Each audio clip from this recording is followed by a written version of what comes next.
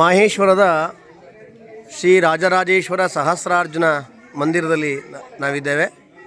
ಇಲ್ಲಿ 11 ಜ್ಯೋತಿ ಅಖಂಡವಾಗಿ ಉರಿತಾ ಇದೆ ಅನ್ನುವಂತಹ ಪ್ರತೀತಿ ಇದೆ. ನಿರಂತರವಾಗಿ ಇದು ಉರಿದುಕೊಂಡು ಬಂದಿದೆ. ತ್ರೈತಾಯುಗದಿಂದ ಉರಿತಾ ಇದೆ ಅಂತ ಇಲ್ಲಿಯ ಅರ್ಚಕರು ಹೇಳ್ತಾರೆ. ನಮ್ಮಲ್ಲಿ ಪ್ರಸಿದ್ಧವಾದ ಕಥೆ ಕಾರ್ತವೀರ್ಯಾರ್ಜುನನ ಕಥೆ ಇಲ್ಲಿ ನಡೆದಿದೆ.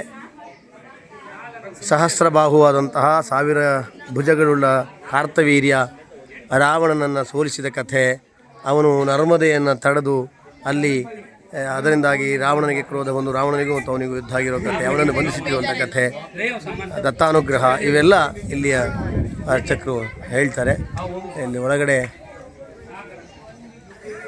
ಜ್ಯೋತಿ ಉರಿತಾ ಇರೋದನ್ನು ಕಾಣ್ತೀವಿ. ಇಲ್ಲಿ ಅದೇ ಸುದರ್ಶನ ಅವತಾರವಾದಂತಹ ಕಾರ್ತವೀರ್ಯನ ಪೂಜೆ ನಡೆಯುತ್ತೆ. ಇಲ್ಲಿಯೂ ಕೂಡ ಯಾರು ಕಾರ್ತವೀರ್ಯನ ಮಂತ್ರವನ್ನು ಕಾರ್ತವೀರ್ಯಾರ್ಜುನ ಮಂತ್ರವನ್ನು ಜಪಿಸ್ತಾರೋ ಅವರಿಗೆ ಕಳೆದುಕೊಂಡದ್ದು ದೊರಕತ್ತೆ ಅನ್ನುವಂಥ ನಂಬಿಕೆ ಶ್ರದ್ಧೆ ಇದೆ.